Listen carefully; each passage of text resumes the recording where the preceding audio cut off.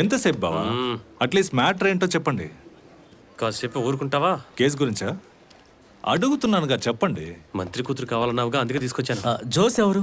నేనే sir sir. పిలుస్తున్నారు, లోపలికి రండి. రా, బట్టలు పెట్టుకో, పై బట్టలు పెట్టుకో. అయితే నిజంగానే వాళ్ళ అమ్మాయిని ఇచ్చి పెళ్లి చేస్తారా?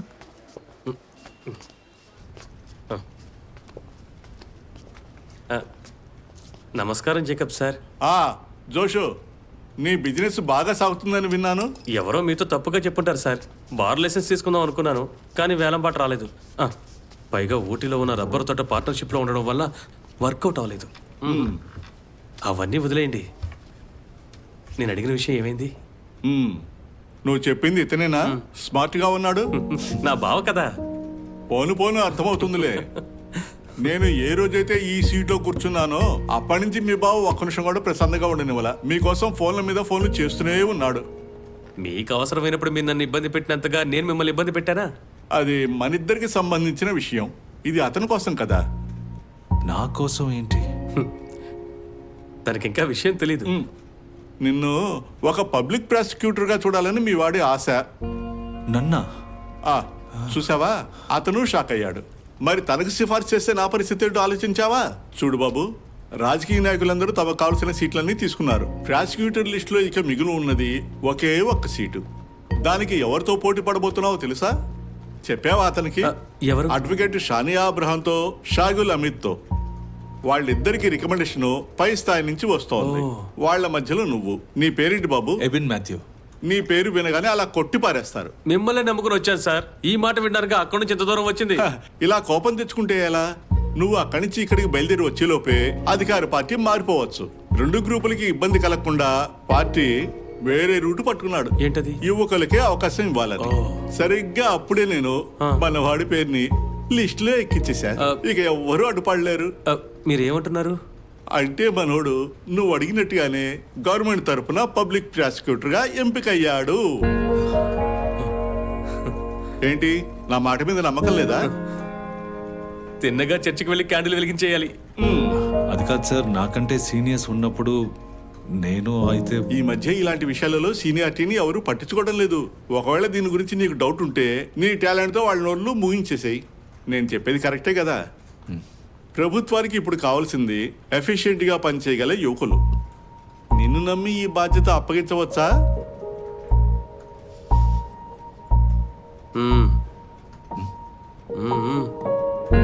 అప్పగించచ్చు. అయితే ఓకే.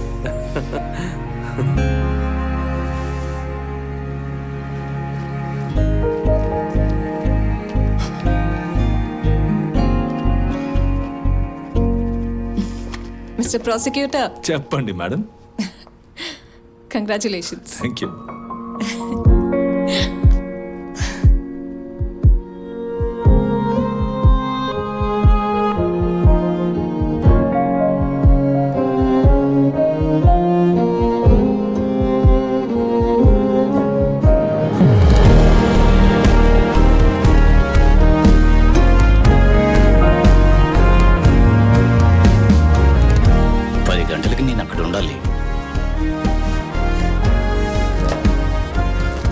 నా పేరు ఉదయన్ సార్. గుడ్ మార్నింగ్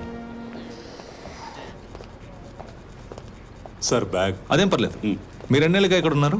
3 ఏళ్లుగా సార్. ఈ పోస్ట్ ని నేనే అడిగి తీసుకున్నాను సార్. స్టేషన్ లో చాలా పనులు ఉంటాయి సార్. అదే ఇక్కడైతే మధ్యాహ్నం కేసు లేకపోతే ఇంటికి వెళ్ళిపోవచ్చు. ఈరోజు జరగబోయే కేసు ఫైల్స్ ని చూసి ప్రతి కేసులో ఉన్న ప్రెసెంట్ స్టేటస్ ఏంటో చెప్తారా? సరే. కోర్టుకు వెళ్ళొచ్చాక చెప్తే చాలు. సార్, అది మన మంత్రి జేకబ్ సార్ కేసు ఒకటి ఎప్పటి నుంచో మన కోర్టులో ఉంది. అందుకే మిమ్మల్ని ఇక్కడికి అపాయింట్ చేశారని అందరూ చెప్పుకుంటుంటే విన్నాను. అంటే మీకు పదవి చాలా ఈజీగా దొరికింది కదా, అసహ్యతోనే వాళ్ళు చెప్తున్నట్టున్నారు.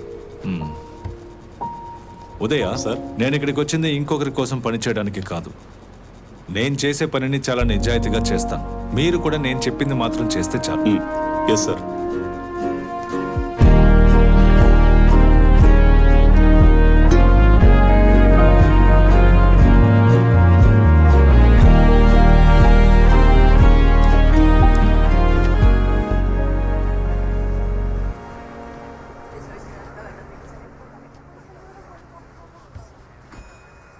వాణ్ణి మీరే అడగండి.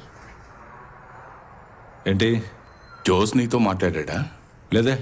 జోస్ ఒక మంచి సంబంధం తీసుకొచ్చాడు. బాగా డబ్బులు నవ్వాలనుకుంటా. ఆ రేంజ్లోనే కదా చూస్తాడు. నీ అభిప్రాయం తెలుసుకొని ప్రొసీడ్ అవుదాం అనుకున్నాం. నాన్న, ఆ, నేను ఒక అమ్మాయిని ఇష్టపడుతున్నాను. మాధవీనా? నేనప్పుడే చెప్పాను కదా. మాకు ఈ డౌట్ ఉండేదిరా. మాధవి చాలా మంచి అమ్మాయే. తనంటే మాకు ఇష్టమే. అది సరేనండి, మిగతా విషయాలు చూస్తుంటే వేరే కదా. మధు కూడా లాయరే కదమ్మా. ఆ ఒక్క విషయం చాలదా ఓకే చెప్పడానికి? అది కాదురా సమస్య. ఆ, తను మారుతుందా? ఆ, తను మారాల్సిన అవసరం ఉందంటారా? మాకెలాంటి సమస్య లేదు. కుటుంబంలో ఉన్న వాళ్ళకి చెప్పొచ్చు. చర్చిలో ఏం చెప్తారు? వాళ్ళ మొహాల్ని ఎలా చూడగలం? ఇలాంటి వాటి గురించి నువ్వు ఎక్కువగా ఆలోచించుకో. ఫాదర్తో నేను మాట్లాడతాను. మనకి మాత్రమే కాదు, అమ్మాయి ఇంట్లో కూడా ఈ ప్రాబ్లమ్స్ ఉంటుంది కదా. ఉంటుంది, కానీ మధు చూసుకుంటుంది. ఈ విషయం గురించి మాధవి వాళ్ళ అమ్మతో మాట్లాడతాను. తర్వాత డిసైడ్ చేద్దాం.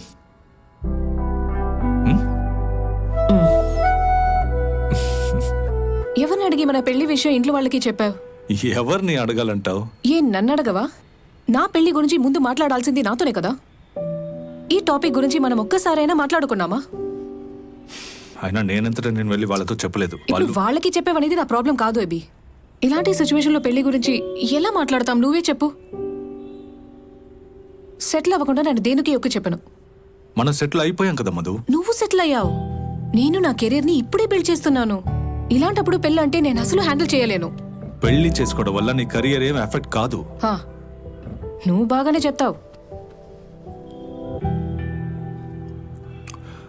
ఏ ప్రొఫెషన్ అయినా పనిని ఫ్యామిలీ లైఫ్ని ఈక్వల్గా బ్యాలెన్స్ చేయగలగాలి. నేను ఫోర్స్ చేసి నిన్ను పెళ్లి చేసుకోవాలనుకోవట్లేదు. నువ్వు నీ ప్రయారిటీస్ని సెట్ చేశాక నాకు నేను డెసిషన్ చెప్పు.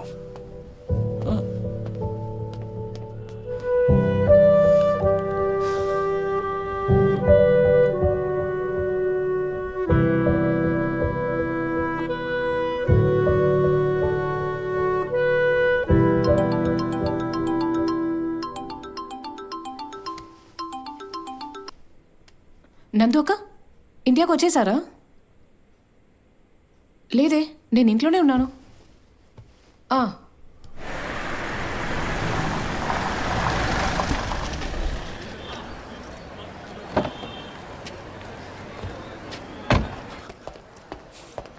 ఏమైంది? కాంప్రమైజ్ అయ్యారా? చెప్పినట్టే మాట్లాడాం సార్. ఎంతకి? 10,000కి సార్. ఇక నుంచి ఇలా గొడవ పడే విషయాలు వద్దు. సరే, ప్రతిసారి కాంప్రమైజ్ చేయడం కుదరదు. తర్వాత నేను కోర్టులో అడిగేటప్పుడు ఇతను ఎవరో నాకు తెలియదు, నేను ఎప్పుడు కలవలేదు, అది ఇది అని చెప్పండి చాలు. అలాగే మిగతాది నేను చూసుకుంటాను. సరే, మీరు కోర్టుకు బయలుదేరండి. సరే సార్. Good morning sir. రావడానికి లేట్ అయింది. కేసు ఫైల్స్ అన్ని తీసి పెట్టారా? తీసాను సార్. సార్, ఈ రోజు ఒక బెయిల్ అప్లికేషన్ ఉంది. అఫెన్స్ ఏంటి? వివాహం చేసుకుంటానని మాట ఇచ్చి మోసం చేశాడు. ఓ, ఆ కేసు ఇన్వెస్టిగేషన్ అయిపోయిందా? లేదు సార్, నిన్నే అరెస్ట్ చేశారట. ఆ, చెప్పు మధు. సార్, ఇప్పటికే బాగా లేట్ అయింది. నేను కాల్ చేస్తాను మధు, వెళ్దానండి. ముందుగా సీఎంపీఏ కదా? అవును.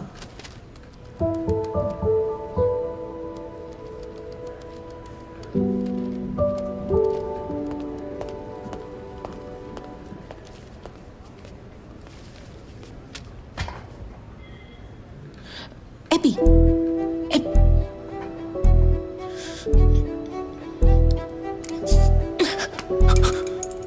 హే, ఏ కేసు? ఫోన్ ఎక్కడ ఉంది? నేను బయలుదేరేటప్పుడు నువ్వు కాల్ చేసావు.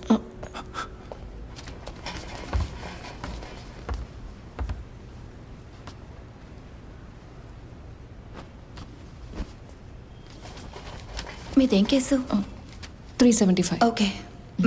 CMP 184/19 petitioner Gautam Ganesh.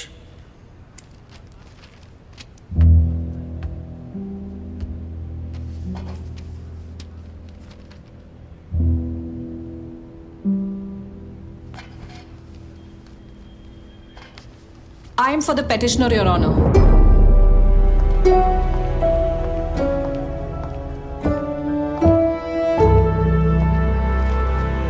Your Honor, the alleged offences are under Section 375 and 415 of IPC.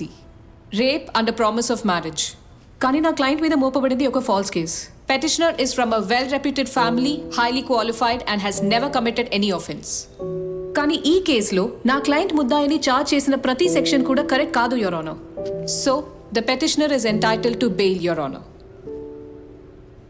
You may proceed, prosecutor. Your honour, petition నా చేతికి వచ్చి 15 నిమిషాలే అవుతుంది. దీన్ని పూర్తిగా చదవడానికి కూడా నాకు టైం దొరకలేదు. పోలీస్ రిపోర్ట్ ఇంకా రికార్డ్ సబ్మిట్ చేయలేదు. So may be posted to tomorrow for hearing the petition. May not be, Your Honor. The learned prosecutor cannot simply seek time for adjournment. అసలు ఏం నేరమో చేయని ఒక అతని మీద కేసు పెట్టి ముద్దాయని చెప్తున్నారు. ఒకసారి నా క్లయింట్ గురించి ఆలోచించమని వేడుకుంటున్నాను, యువర్ ఆనర్. యువర్ ఆనర్, నేను మీ దగ్గర ఒక్క రోజు మాత్రమే టైం అడుగుతున్నాను. I have to go through the case.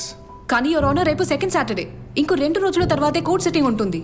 పక్కింట్లో మల్లెపూలు దొంగిలించిన కేసు కాదు ఇది. ఓ 2 రోజులు కస్టడీలో ఉన్నంత మాత్రాన ఏం కాదు, యువర్ ఆనర్. ఎస్, అతను ఒక రోజే కదా టైం అడుగుతున్నారు. I think his submission is reasonable. కేసుని సోమవారానికి పోస్ట్పోన్ చేస్తున్నా. The case is posted to 10th June, Monday.